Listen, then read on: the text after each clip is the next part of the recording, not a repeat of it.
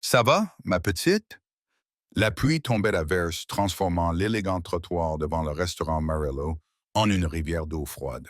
Sophia Montgomery, 8 ans, était assise seule dans son fauteuil roulant, son petit corps tremblant, tandis que la tempête trempait sa robe rose. Des larmes se mêlaient aux gouttes de pluie sur ses joues. S'il te plaît, murmura-t-elle à personne en particulier. Reviens, s'il te plaît. Ses doigts, blancs à force de serrer les accoudoirs du fauteuil roulant, ne sentaient plus rien. Le froid l'avait envahi. Autour d'elle, les gens passaient en courant avec leurs parapluies, leurs chaussures coûteuses éclaboussant les flaques d'eau sous ses jambes. Personne ne s'arrêtait. Puis, soudain, la pluie cessa de frapper son visage. Sophia leva les yeux, le regard brouillé, et vit une femme noire debout au-dessus d'elle, haletante. La femme avait retiré sa propre veste, un vêtement fin et usé qui avait connu des jours meilleurs, et la drapait sur Sophia comme un bouclier. « Oh, ma chérie, dit la femme, la voix brisée. Depuis combien de temps es-tu ici? Ce qui s'est passé ensuite allait changer leur vie à jamais.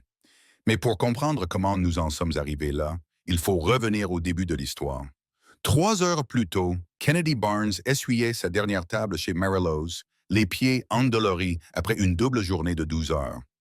À 32 ans, elle était serveuse depuis 8 ans. Depuis que le père de Zara les avait quittés sans rien d'autre qu'un compte en banque vide et une montagne de promesses non tenues. Kennedy, tu peux partir, lui dit son manager. Bon travail aujourd'hui. Kennedy sourit. Même si tous les muscles de son corps lui faisaient mal, elle avait besoin de ce travail. Plus encore, elle avait besoin du deuxième emploi auquel elle se rendrait en toute hâte dans 1 heure. Elle devait remplir les rayons d'une épicerie jusqu'à minuit. C'était le prix à payer pour que sa fille ait un toit au-dessus de la tête. Elle compta ses pourboires dans l'arrière-boutique, 43 $. Ce n'était pas beaucoup, mais cela lui permettrait d'acheter le déjeuner de Zara pour la semaine et peut-être, juste peut-être, de payer la facture d'électricité. Kennedy était loin de se douter que, dans exactement 17 minutes, elle ferait un choix qui changerait tout. Attendez, je dois vous dire quelque chose d'important sur ce qui se passait au même moment. À seulement 3 pâtés de maison de là, David Montgomery était assis dans son bureau d'angle au 47e étage, fixant les chiffres sur un écran qui représentait plus d'argent que la plupart des gens ne verraient en 10 vies. Son entreprise, Montgomery Tech, venait de conclure un contrat d'une valeur de 80 millions de dollars. Il aurait dû se sentir heureux, fier, quelque chose. Au lieu de cela, il se sentait vide. Son téléphone vibra. C'était Madame Chen, la nounou de Sophia. Monsieur Montgomery, nous sommes chez Marillo pour le dîner de Sophia. Tout va bien. Est-ce ce qu'elle mange? Demanda David, la voix tendue. Eh bien, elle n'a pas très faim ce soir, mais essayez de lui faire manger quelque chose, n'importe quoi. Le médecin a dit, « Oui, monsieur, je sais ce que le médecin a dit. » David raccrocha et se frotta les yeux. Quand était-il devenu cette personne, le genre de père qui gérait les repas de sa fille par téléphone au lieu de s'asseoir en face d'elle à table? Il savait exactement quand. Il y a 2 ans, la nuit de l'accident. Pouvez-vous imaginer porter une culpabilité si lourde qu'elle change qui vous êtes? C'est ce que David vivait chaque jour. De retour chez Marcello, Madame Chen s'éloigna de la table où Sophia était assise seule. Sa sœur l'appelait. Il s'agissait de la santé de leur mère, et elle devait prendre l'appel pendant 1 minute. Que pouvait-il se passer en 1 minute? Sophia regarda Madame Chen disparaître à l'intérieur, le téléphone collé à l'oreille. Le restaurant était bondé, plein de gens qui riaient et discutaient. Personne ne regardait la petite fille en fauteuil roulant près de la porte. Elle ne m'a jamais regardé non plus, pensa Sophia. Aucun d'entre eux ne le fait. C'est alors que la pluie commença à tomber. Au début, ce n'était que quelques gouttes. Puis le ciel s'ouvrit et en quelques secondes, il se mit à pleuvoir à verse. Les gens se dispersèrent, se précipitant pour se mettre à l'abri. Le personnel du restaurant rentra les menus et les décorations extérieures. Et d'une manière ou d'une autre, dans tout ce chaos, tout le monde oublia la petite fille dans son fauteuil roulant. Sophia essaya de se diriger vers la porte, mais ses bras étaient trop faibles. La kinésithérapie l'avait un peu aidée, mais elle ne pouvait pas déplacer le fauteuil toute seule, surtout pas pour monter la petite rampe menant à l'entrée. « Excusez-moi » cria-t-elle, mais sa petite voix se perdit dans la tempête. « S'il vous plaît, j'ai besoin d'aide. » Personne ne l'entendit. 5 minutes passèrent, puis 10, puis 15. La robe de Sophia collait à sa peau. Elle claquait des dents. Elle ne sentait plus ses jambes. Mais ce n'était pas nouveau. Elle ne les sentait plus depuis l'accident. Ce qui l'effrayait, c'était qu'elle ne sentait plus ses mains non plus. « Je suis invisible », pensa-t-elle. La même pensée qu'elle avait eue 100 fois auparavant. Je ne suis qu'une fille en fauteuil roulant. Personne ne me voit. Qu'auriez-vous fait si vous aviez vu un enfant seul sous la pluie? Vous seriez-vous arrêté? Ou auriez-vous fait comme tout le monde? Trop occupé, trop pressé, trop concentré sur vos propres problèmes. Kennedy poussa la porte arrière du restaurant et se réfugia dans la ruelle, serrant sa fine veste contre elle pour se protéger du froid. Il avait commencé à pleuvoir et elle n'avait pas de parapluie. Bien sûr qu'elle n'en avait pas. Les parapluies coûtent cher. Elle s'apprêtait à courir vers l'arrêt de bus lorsqu'elle l'entendit. Un son si faible qu'elle faillit ne pas l'entendre. Des pleurs. Kennedy s'arrêta. Autour d'elle, les gens se pressaient, mais elle resta immobile, à écouter. Le bruit se fit à nouveau entendre. Les pleurs d'un enfant se mêlaient au bruit de la pluie. Elle suivit le bruit jusqu'à l'entrée du restaurant et se figea. Une petite fille était assise seule dans un fauteuil roulant, complètement trempée. Son corps tremblait si fort que Kennedy pouvait le voir à 3 mètres de distance. Les lèvres de la fillette devenaient bleues. En fait, laissez-moi m'arrêter ici, car ce détail est important. Kennedy avait vu beaucoup de choses au cours de ses 32 années d'existence. Elle avait elle-même été sans abri, dormant dans sa voiture avec son bébé Zara sur le siège arrière. Elle savait ce que c'était que d'être invisible, que les gens vous ignorent comme si vous n'aviez aucune importance. Et à ce moment-là, en regardant cette petite fille que tout le monde avait en quelque sorte oubliée, Kennedy s'est vue elle-même. Elle a couru. Kennedy n'a pas pensé à sa propre veste. Même si elle était fine, elle n'a pas pensé au fait qu'elle pourrait tomber malade ou arriver en retard à son prochain travail. Elle a simplement agi. « Oh, ma chérie », a dit Kennedy en retirant déjà sa veste. « Depuis combien de temps es-tu ici? » Elle a drapé la veste sur le petit corps de Sophia et a immédiatement commencé à pousser le fauteuil roulant vers l'entrée couverte. Mais avant qu'elle n'y arrive, Kennedy a pris une décision en une fraction de seconde. Ce qui s'est passé ensuite me donne encore des frissons. Au lieu de ramener Sophia dans le restaurant où elle avait été oubliée, Kennedy l'a conduite vers l'entrée latérale, l'entrée du personnel d'où elle venait, et l'a amenée dans la cuisine bien chauffée. « Hey !» a commencé à protester le chef cuisinier. Mais Kennedy lui a lancé un regard qui aurait pu faire fondre de l'acier. « Appelez le 911 si vous voulez », dit Kennedy, la voix calme malgré son cœur qui battait à tout rompre. « Mais je ne laisserai pas cette petite seule une seconde de plus. » Le chef regarda Sophia, la regarda vraiment, et son visage s'adoucit. « Apportez-lui des serviettes, dit-il au personnel de cuisine, et que quelqu'un réchauffe de la soupe immédiatement. » Kennedy s'agenouilla à côté du fauteuil roulant de Sophia et frotta doucement les bras de la petite fille pour lui redonner de la chaleur. « Comment t'appelles-tu, ma chérie? »« Sophia, » répondit la fillette en claquant des dents. « Je m'appelle Kennedy. Tu es en sécurité maintenant. Bon, on va te réchauffer. » L'un des cuisiniers apporta une pile de serviettes de cuisine propres et Kennedy sécha soigneusement les cheveux, le visage et les bras de Sophia. Un autre cuisinier apporta un bol de soupe au poulet et une tasse de chocolat chaud. « Tiens, ma petite, » dit Kennedy en enveloppant les petites mains de Sophia autour de la tasse chaude. « Bois lentement, d'accord? » Sophia but une gorgée de chocolat chaud, puis une autre. Ses joues commencèrent à reprendre des couleurs. Elle leva les yeux vers Kennedy avec un regard si émerveillé et soulagé que Kennedy dut ravaler ses propres larmes. « Où sont ta maman et ton papa? » demanda Kennedy doucement. « Ma maman?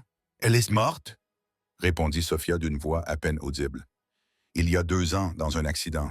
C'est là que je... » Elle baissa les yeux vers ses jambes. Kennedy sentit son cœur se briser. « Et ton papa? Il travaille. Il travaille tout le temps. » Sophia prit une autre gorgée.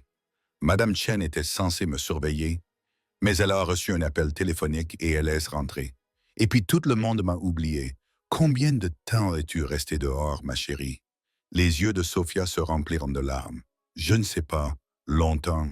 20 minutes, peut-être. J'ai appelé à l'aide, mais personne ne s'est arrêté. Ils ont tous juste... Sa voix se brisa.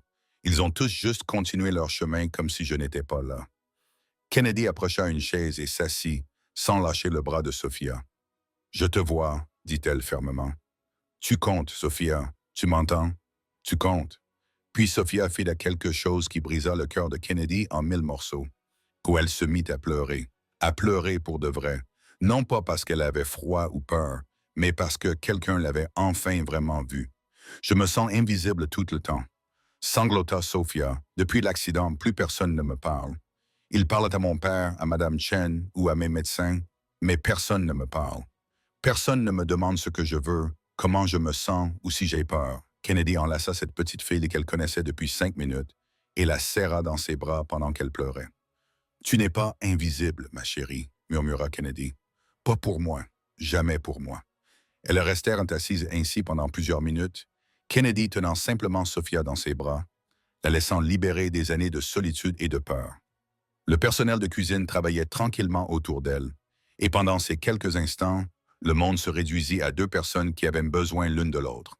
Dans exactement 8 minutes, le père de Sophia allait faire irruption par la porte. Mais aucune d'elles ne le savait encore. « Tu sais quoi » dit Kennedy en s'écartant pour regarder Sophia. « Que dirais-tu d'une soupe pour accompagner ce chocolat chaud et ensuite tu me parleras de toi? Qu'est-ce que tu aimes faire? Qu'est-ce qui te rend heureuse ?» Les yeux de Sophia s'écarquillèrent. « Tu veux en savoir plus sur moi? » « Bien sûr. Tu as l'air d'être une enfant extraordinaire et je veux tout savoir sur toi. » Et Sophia se mit à parler. Elle raconta qu'elle adorait danser avant l'accident, que sa mère lui manquait tous les jours, qu'elle aimait peindre, mais que personne ne trouvait cela important parce que ce n'était pas une thérapie. Elle a parlé de sa solitude dans une maison pleine de monde, de son père qui lui manquait même s'il était là. Kennedy a écouté chaque mot, a posé des questions, a ri au blague de Sophia et lui a donné l'impression d'être la personne la plus importante au monde. Parce qu'à ce moment-là, elle l'était. Attendez, je dois vous raconter quelque chose qui s'est passé à ce moment précis. Quelque chose qui allait tout déclencher. Madame Chen a finalement terminé son appel téléphonique et s'est retournée vers l'endroit où elle avait laissé Sophia à table. La table était vide. Son cœur s'est arrêté. Sophia a-t-elle appelé en regardant autour d'elle dans le restaurant? Sophia. Le personnel du restaurant l'a regardée avec perplexité. Personne n'avait vu de petite fille en fauteuil roulant. Prise de panique, Madame Chen a couru dehors sous la pluie. La place réservée aux fauteuils roulants près de la porte était vide. Il n'y avait que des flaques d'eau à l'endroit où Sophia était assise. Oh non, non, non. Les mains de Madame Chen tremblaient lorsqu'elle sortit son téléphone et composa le numéro. David répondit dès la première sonnerie. Madame Chen, Monsieur Montgomery. Sa voix se brisa. Je ne trouve pas Sophia. Elle était là, puis la pluie s'est mise à tomber. Je me suis retourné et elle avait disparu. Le téléphone tomba par terre. Dans son bureau, David était déjà en mouvement, attrapant ses clés, sa veste, son téléphone. Il ne prit pas l'ascenseur. Il descendit les 47 étages par les escaliers, le cœur battant à tout rompre. Ma fille, ma petite fille, pas encore. S'il te plaît, mon Dieu, pas encore. Il enfreignit toutes les règles de circulation pour se rendre au restaurant, l'esprit envahi par des scénarios catastrophiques. Et si quelqu'un l'avait enlevée? Et si elle avait essayé de se rendre quelque part en fauteuil roulant et s'était blessée? Et si? Il ne pouvait pas finir sa pensée. David fit irruption dans le restaurant, les yeux exorbités. « Où est ma fille, Sophia Montgomery? Elle a 8 ans et est en fauteuil roulant. Elle était ici avec son aide-soignante. »« Monsieur, dit le serveur, je ne sais rien à ce sujet, mais le chef était sorti de la cuisine, Monsieur Montgomery. » David se tourna vers lui. « Savez-vous où elle est? Elle est en sécurité. Elle est dans la cuisine avec l'un de nos employés. Suivez-moi. » David suivit le chef à travers le restaurant, le cœur battant à tout rompre. Lorsqu'il poussa les portes de la cuisine, il s'arrêta net. Sophia était assise à une petite table, un bol de soupe devant elle, et discutait et riait avec une femme noire en uniforme de serveuse. Sa fille calme et renfermée, qui n'avait pas ri depuis 2 ans, gloussait, le visage rayonnant de joie. Puis Sophia dit « Ma mère me faisait des grimaces pendant le dîner quand mon père ne regardait pas et je riais tellement fort que du lait me sortait par le nez. » La femme Kennedy David allait bientôt apprendre son nom. Il rit avec elle. « Votre mère avait l'air d'être quelqu'un de très spécial. Elle l'était, » répondit Sophia. Il y avait de la tristesse dans sa voix, mais aussi autre chose. Quelque chose qui ressemblait à de la guérison. « Elle me manque tous les jours. Mais je pense qu'elle serait heureuse que je parle d'elle et des bons moments. Pouvez-vous imaginer ce que c'est que de voir son enfant heureux? Vraiment heureux pour la première fois depuis des années. Les yeux de David se remplirent de larmes. Sophia, dit-il, la voix brisée. Sophia se retourna et son visage s'illumina encore plus. Papa. David traversa la cuisine en trois enjambées et s'agenouilla à côté de son fauteuil roulant, la serrant dans ses bras. Ma petite fille, j'avais tellement peur. J'ai cru que je t'avais perdue. Je vais bien, papa, dit Sophia en le serrant dans ses bras. Kennedy m'a sauvé. Tout le monde m'avait oublié sous la pluie, mais Kennedy est venue. Elle m'a donné sa veste, m'a apporté de la soupe et m'a parlé. Elle m'a vraiment parlé. David s'écarta et regarda Kennedy, qui s'était levé et essayait discrètement de se diriger vers la sortie. « Attends, dit-il, s'il te plaît. » Kennedy s'arrêta et se retourna à contre-cœur. De près, David pouvait voir ses cheveux mouillés, ses vêtements trempés par la pluie, et il comprit qu'elle avait donné à Sophia sa seule veste. Cette femme qui semblait avoir 2 ou 3 emplois pour joindre les deux bouts avait donné à sa fille le manteau qu'elle portait. « Merci, dit David, mais ces mots lui semblaient tout à fait insuffisants. Merci d'avoir pris soin de ma fille, de l'avoir vue alors que sa voix se brisait, alors que tout le monde l'ignorait. » Kennedy secoua la tête. « J'ai juste fait ce que n'importe qui aurait fait. C'est une petite fille spéciale. Vous devriez être très fier. »« Je le suis, » répondit David en regardant Sophia. « C'est juste que j'ai oublié de le lui montrer. Que feriez-vous si vous réalisiez que vous avez été tellement occupé à protéger votre enfant que vous avez oublié d'être vraiment avec lui? »« Papa, » dit Sophia en lui serrant la main, « Kennedy peut venir me rendre visite, s'il te plaît. » Je me suis senti à nouveau moi-même quand je lui parlais. Je ne me suis pas senti moi-même depuis si longtemps. David regarda les yeux suppliants de sa fille, puis le visage surpris de Kennedy. « Bien sûr, dit-il. Si Kennedy le souhaite, je serais honoré qu'elle passe du temps avec toi. » Kennedy commença à secouer la tête. « Monsieur Montgomery, je suis sûr que vous avez beaucoup de gens qui... » « Mais aucun d'entre eux ne la fait rire, » dit David doucement. « Aucun d'entre eux ne l'illumine comme vous venez de le faire. Dites-moi votre prix. Tout ce que vous voulez. » Ce qui se passa ensuite les surprit tous les deux. Kennedy redressa les épaules et regarda David droit dans les yeux. « Je ne veux pas de votre argent, Monsieur Montgomery. Le sourire de votre fille est la seule récompense dont j'ai besoin. » Elle se tourna vers Sophia. « Mais oui, ma chérie, j'adorerais te rendre visite. Si ton papa est d'accord, je pourrais passer ce week-end. » Vraiment, le visage de Sophia s'illumina. Vraiment, vraiment, vraiment. Aucun d'entre eux ne se doutait que cet accord simple allait changer leur vie à jamais. Mais cette histoire ne fait que commencer. 3 semaines plus tard, Kennedy était assise dans son petit appartement, regardant une lettre qu'elle venait de recevoir, un avis d'expulsion. Elle avait 2 mois de retard dans le paiement de son loyer. Sur son téléphone, l'école de Zara avait appelé 2 fois au sujet d'un incident grave qui pourrait mener à son expulsion. Et demain, elle était censée rendre visite à Sophia. Kennedy se prit la tête entre les mains. Elle avait passé tellement de temps avec Sophia, aidant la petite fille à s'ouvrir et à guérir, qu'elle avait réduit ses heures de travail dans ses 2 emplois. Elle sauvait un enfant tout en négligeant le sien. Le choix qui s'offrait à elle était impossible, mais elle savait ce qu'elle devait faire. Les larmes coulant sur son visage, Kennedy ouvrit son ordinateur portable et commença à taper. « Cher Monsieur Montgomery, je suis vraiment désolé, mais je ne peux plus continuer à rendre visite à Sophia. Mais avant de découvrir la suite, vous devez comprendre quelque chose qui allait frapper les 2 familles comme une tempête. Quelque chose qui allait mettre à l'épreuve tout ce qu'elles avaient construit ensemble. Car à ce moment précis, une blogueuse mondaine nommée Patricia Winters était en train de publier des photos qu'elle avait prises de Kennedy entrant dans la propriété des Montgomery. Et la légende qu'elle avait écrite allait tout changer. La fille handicapée d'un milliardaire confiée à une serveuse non qualifiée. S'agit-il de négligence ou de désespoir? Le message allait devenir viral en moins de 3 heures. Et Kennedy n'avait aucune idée de ce qui l'attendait. Kennedy fixait l'écran de son téléphone, les mains tremblantes. 47 appels manqués, 63 SMS et son nom, son vrai nom, en tendance sur les réseaux sociaux avec des hashtags tels que #aidante non qualifié et #négligence milliardaire. Zara, 10 ans, se tenait à l'entrée de leur petit appartement, son sac à dos encore sur les épaules. Pourquoi les gens disent-ils des choses méchantes à ton sujet sur Internet?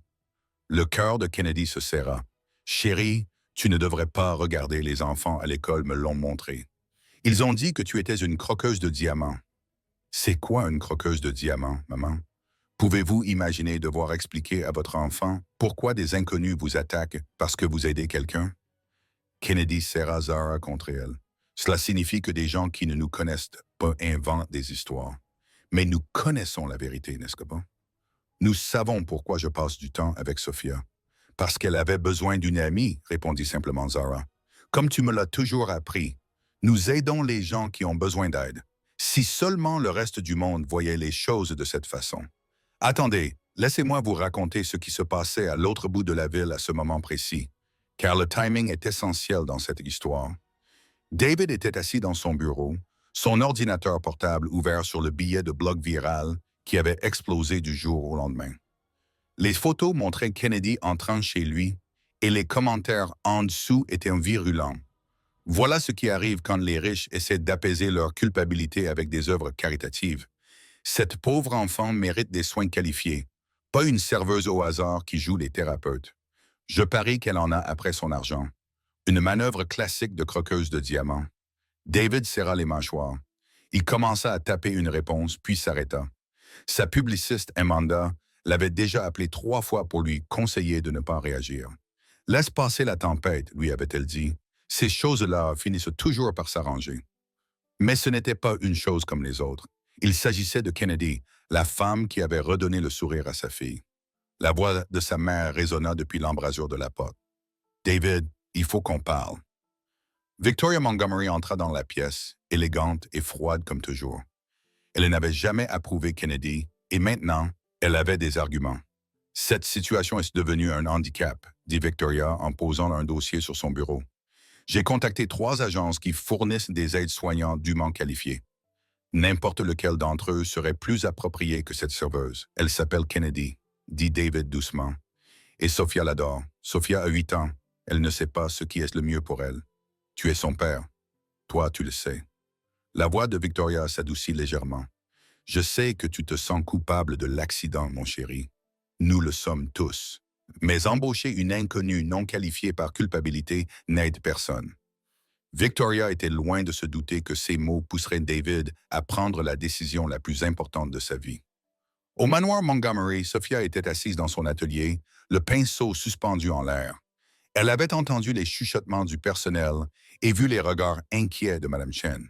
Quelque chose n'allait pas. Quelque chose concernait Kennedy. Sophia se dirigea vers la fenêtre et regarda la maison d'hôte où Kennedy et Zara devaient emménager la semaine suivante. Mais que se passerait-il si Kennedy changeait d'avis et si elle partait comme tous les autres?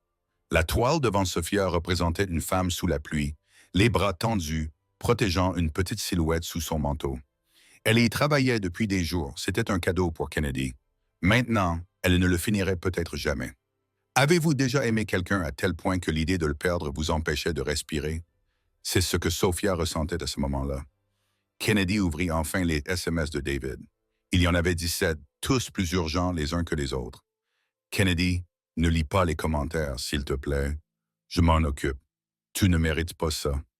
Sophia te demande. Elle s'inquiète. Rappelle-moi, s'il te plaît. » Mais c'est le dernier message qui rendit la décision de Kennedy encore plus difficile. « Je tiens une conférence de presse demain. Je veux que tu sois là avec moi. S'il te plaît. » Une conférence de presse devant les caméras, les journalistes, le monde entier qui regarde. Kennedy regarda autour d'elle son appartement minable, l'avis d'expulsion sur le comptoir, Zara qui faisait ses devoirs à leur petite table de cuisine. Elle avait passé toute sa vie à être invisible. Et maintenant, tout à coup, tout le monde la regardait et elle détestait ce qu'il voyait. Kennedy ouvrit la porte et trouva David debout devant elle. Sans chauffeur, sans garde du corps, juste lui. Il avait l'air épuisé. « Tu ne devrais pas être ici, dit Kennedy. La presse pourrait... » « Je me fiche de la presse, dit David. Je me soucie de toi et de Sophia et je veux arranger les choses. Kennedy s'écarta pour le laisser entrer. David regarda autour de lui dans le petit appartement, voyant pour la première fois comment Kennedy vivait réellement. Les meubles usés, les réparations sur les murs où elle avait essayé de couvrir les dégâts, le réfrigérateur rafistolé avec du ruban adhésif. Puis son regard s'est posé sur l'avis d'expulsion. « Kennedy, a-t-il dit lentement, depuis combien de temps as-tu du retard dans le paiement de ton loyer? Cela ne vous regarde pas, Monsieur Montgomery. Si c'est à cause du temps que tu as passé avec ma fille. David a pris la vie. 2 mois. Vous venez voir Sophia depuis 2 mois, vous réduisez vos heures de travail et vous ne m'avez jamais rien dit. Parce que c'était mon choix, répondit Kennedy fermement. Sophia avait besoin de quelqu'un et moi aussi, j'avais besoin d'elle. Vous ne comprenez pas ce que c'est que de se sentir invisible toute sa vie et puis, tout à coup, d'avoir de l'importance pour quelqu'un. La voix de David se brisa. Je comprends très bien, car c'est exactement ce que Sophia ressentait avant de vous rencontrer. Invisible. Ce qui s'est passé ensuite me bouleverse encore chaque fois que j'y repense. David a sorti son téléphone et a passé 3 appels. Le premier était à son comptable. Payer le loyer de Kennedy Barnes, tous les arriérés plus 6 mois d'avance. Monsieur Montgomery, vous ne pouvez pas simplement... Kennedy a commencé. Il a levé un doigt. Deuxième appel, oui, c'est David Montgomery. Mon assistant vous contactera au sujet de l'inscription de Zara Barnes à la Westbrook Academy. Bourse complète à partir de lundi. David, arrête. Troisième appel. Amanda, prépare une conférence de presse pour demain matin. Et oui, je sais ce que tu vas dire. Je m'en fiche. C'est décidé. Il raccrocha et se tourna vers Kennedy. Avant que tu ne protestes, laisse-moi te dire quelque chose. Depuis 2 ans, je dépense sans compter pour régler les problèmes de Sophia. Les meilleurs médecins, les meilleurs thérapeutes, le meilleur équipement. Et tu sais quoi? Elle était toujours malheureuse. Puis tu es arrivé. Toi qui avais toutes les raisons de continuer à marcher cette nuit pluvieuse, tu lui as donné quelque chose que l'argent ne peut acheter, tu lui as donné toi-même. Les yeux de Kennedy se remplirent de larmes. Mais je suis en train de laisser tomber ma propre fille. Zara s'est battue à l'école parce que les autres enfants se moquaient de nous. Elle risque d'être renvoyée. Je suis tellement occupé à aider Sophia que je... Zara, appela David. La petite fille sortit de la chambre, prudente. Aimeriez-vous aller à la même école que Sophia? Demanda David doucement. Les yeux de Zara s'écarquillèrent. Celle qui a un programme artistique et une bibliothèque avec de vrais livres, pas seulement des ordinateurs. C'est celle-là. Zara regarda sa mère. Maman, je peux, s'il te plaît? Kennedy voulait dire non. Elle voulait protéger sa fierté, son indépendance. Mais en regardant le visage plein d'espoir de sa fille, elle comprit quelque chose d'important. Parfois, aimer signifie accepter de l'aide, même quand c'est difficile. En fait, je vais m'arrêter ici, car ce que Kennedy dit ensuite allait devenir le fondement de tout ce qui suivit. D'accord, murmura Kennedy, mais pas par charité. Je travaillerai officiellement pour vous. Quels que soient vos besoins, je gagnerai chaque centime. David sourit. Marché conclu. Vous serez la compagne et la coach de vie de Sophia. Salaire, avantages sociaux, tout le package, et la maison d'hôte est à vous dans la rentrée de Zara dans le cadre de votre poste. Je ne sais pas quoi dire. Dis que tu seras à la conférence de presse demain. Dis que tu seras à mes côtés pendant que je dirai au monde entier que le bonheur de ma fille vaut plus que l'approbation de quiconque. Kennedy prit une profonde inspiration. Je serai là. Il ne se doutait pas que le lendemain leur réserverait ses propres défis. Mais pour l'instant, ils avaient franchi un cap ensemble. La conférence de presse était prévue à 10 heures. À 6 heures du matin, le téléphone de Kennedy sonna. C'était le directeur de l'école de Zara. « Madame Barnes, j'ai bien peur que la bagarre d'hier soit plus grave que nous le pensions initialement. Les parents de l'autre enfant portent plainte et le conseil d'administration de l'école a voté l'expulsion immédiate de Zara. Le monde de Kennedy bascula, mais elle se défendait. Ses enfants la harcelaient à propos de notre situation financière. Je comprends, mais nous avons les mains liées, je suis désolé. Kennedy raccrocha et appela immédiatement David, la voix tremblante. Je ne peux pas faire la conférence de presse. Zara, elle est renvoyée et je dois. J'envoie une voiture, dit immédiatement David. Amène Zara. Sophia vous réclame tous les deux de toute façon. David, tu ne comprends pas. C'est grave. Les autres parents pourraient porter plainte. Alors nous nous en occuperons ensemble. Kennedy, tu n'as plus à faire cela toute seule. Dans exactement 3 heures, la vie de Kennedy allait changer pour toujours. Mais d'abord, elle devait prendre la décision la plus difficile de sa vie. Quand ils arrivèrent, Sophia les attendait dans le hall, le visage pâle d'inquiétude. Dès qu'elle vit Kennedy, elle fondit en larmes. « Je pensais que tu ne viendrais pas. Je pensais que tu partais à cause de toutes les méchancetés que les gens disent. » Kennedy s'agenouilla à côté du fauteuil roulant. « Hé, je ne vais nulle part, ma chérie. Je te l'ai promis, tu te souviens? Mais ils disent que tu es mauvaise pour moi, que tu n'es pas qualifiée. » La voix de Sophia se réduisit à un murmure. « Ont-ils raison? Que diriez-vous à un enfant qui vous demande si le monde a raison de rejeter la personne qui le rend heureux? » Kennedy prit le visage de Sophia entre ses mains. « Laisse-moi te dire quelque chose, ma petite fille.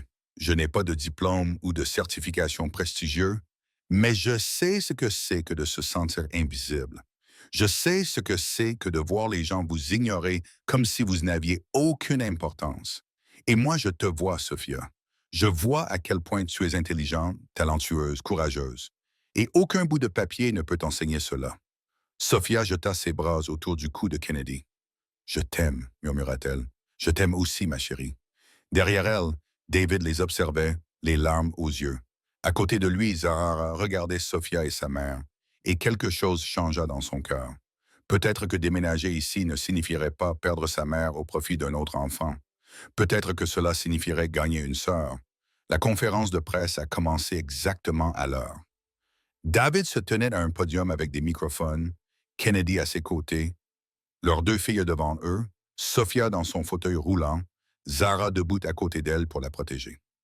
Le journaliste a crié des questions, mais David a levé la main. « Il y a 2 ans, j'ai perdu ma femme dans un accident de voiture. Le même accident a laissé ma fille paralysée des jambes.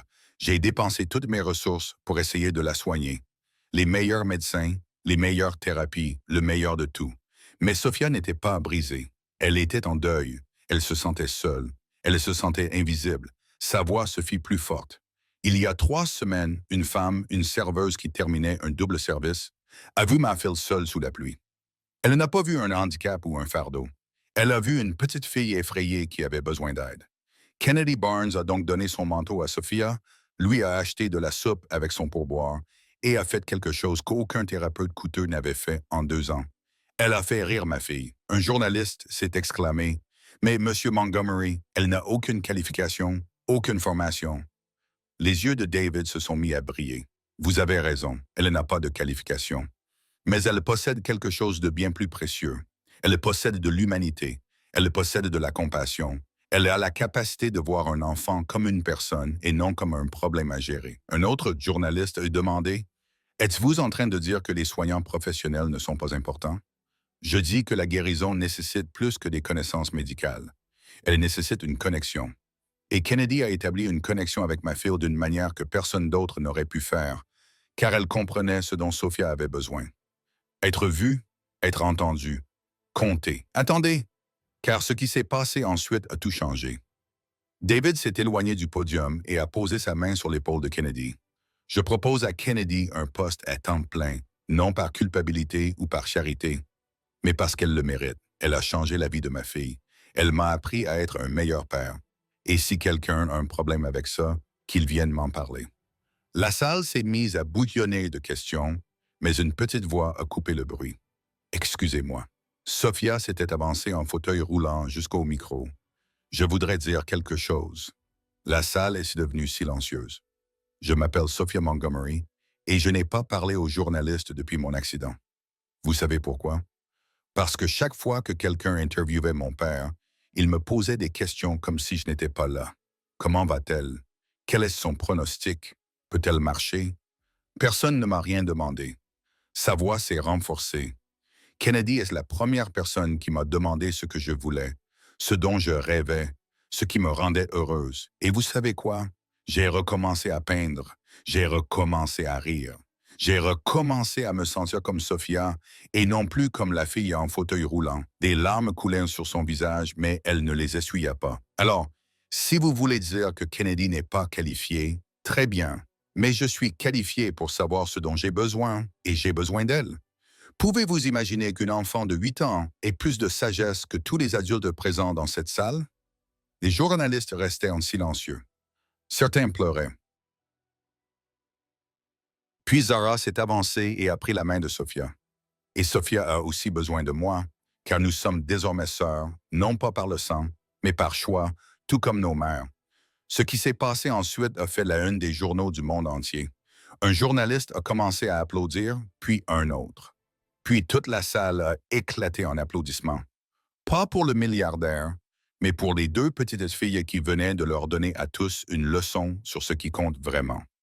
Ce soir-là, le message viral qui avait attaqué Kennedy a été remplacé par un nouveau hashtag with Sophia's speech. La vidéo de sa conférence de presse a été vue 50 millions de fois en 24 heures. Mais plus important encore, quelque chose d'autre s'est produit. Kennedy et Zara ont emménagé dans la maison d'hôte. Le kinésithérapeute de Sophia remarqua qu'avec les encouragements de Kennedy et le soutien de Zara, Sophia s'investissait plus que jamais dans sa thérapie, et David commença à rentrer plus tôt du travail. Non pas pour s'occuper de Sophia, mais pour être avec elle.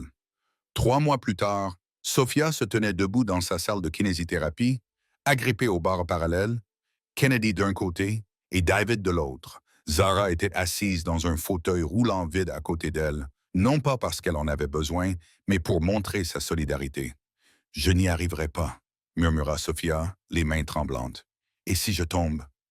David s'agenouilla, les larmes aux yeux. « Je te rattraperai toujours, ma petite fille. Je suis désolé d'avoir mis si longtemps à te le montrer. » « Sophia, » dit doucement Kennedy, « tu te souviens de ce que je t'ai dit à propos du courage? » « Être courageux ne signifie pas ne pas avoir peur, » murmura Sophia. « C'est vrai, cela signifie avoir peur et essayer quand même. » Zara roula en avant dans le fauteuil roulant. « Et tu n'es pas seule, tu nous as tous, ta vraie famille. » Sophia ferma les yeux, prit une profonde inspiration et lentement, très lentement, transféra son poids sur ses jambes. Ses genoux tremblaient, tout son corps tremblait sous l'effort. Mais pendant 15 secondes, qui lui semblèrent une éternité, Sophia Montgomery se tint debout sur ses 2 pieds. Lorsqu'elle s'effondra finalement dans son fauteuil roulant, la pièce explosa de larmes et de sanglots. Mais Sophia ne pleurait pas parce qu'elle s'était tenue debout. Pleurait parce qu'elle avait essayé et les personnes qu'elle aimait le plus avaient été là pour la rattraper si elle tombait. C'est ça le vrai sens de la famille. 2 ans plus tard, Sophia a fait ses 3 premiers pas seule lors du gala annuel de la Fondation Sophia Kennedy. La Fondation aidait désormais des centaines de familles ayant des enfants handicapés, en leur fournissant non seulement des ressources médicales, mais aussi un soutien émotionnel. Kennedy, désormais accompagnatrice thérapeutique certifiée, dirigeait le programme. Zara et Sophia, meilleures amies et sœurs, faisaient du bénévolat ensemble chaque week-end. Et David avait compris que le plus beau cadeau qu'il pouvait offrir à sa fille n'était ni l'argent ni les soins médicaux. C'était sa présence. C'était de la voir. C'était d'être assez courageux pour laisser quelqu'un d'autre l'aimer aussi. Lors du gala, Sophia a prononcé un discours. « Il y a 2 ans, une serveuse m'a vu pleurer sous la pluie. Elle aurait pu continuer son chemin. Elle avait toutes les raisons de le faire. Elle était fatiguée. Elle avait ses propres problèmes. Elle n'avait rien à y gagner. Mais elle s'est arrêtée, et ce choix a tout changé. Elle a regardé Kennedy, qui se tenait avec Zara et David. Kennedy m'a appris que la famille n'est pas toujours une question de sang. Parfois, la famille, c'est la personne qui vous voit quand tout le monde détourne le regard. Parfois, la famille se construit en un seul instant de compassion. Kennedy a essuyé ses larmes et s'est avancée. Sophia m'a aussi appris quelque chose. Elle m'a appris que parfois, la famille dont vous avez besoin vous trouve au moment le plus inattendu et que tout ce que vous avez à faire, c'est d'être assez courageux pour les laisser entrer. La salle a éclaté en applaudissements. Mais le vrai moment, celui qui comptait le plus, est arrivé plus tard dans la soirée. David, Kennedy, Sophia et Zara étaient assis ensemble dans le salon du manoir, mangeant de la pizza par terre parce que Sophia trouvait les dîners chics ennuyeux. « On peut faire ça toutes les semaines ?» a demandé Sophia. « Chaque semaine » a promis David. « Plus jamais de dîners de famille manqués. » Zara a levé sa part de pizza. « Aux familles bizarres, aux familles choisies » a corrigé Kennedy.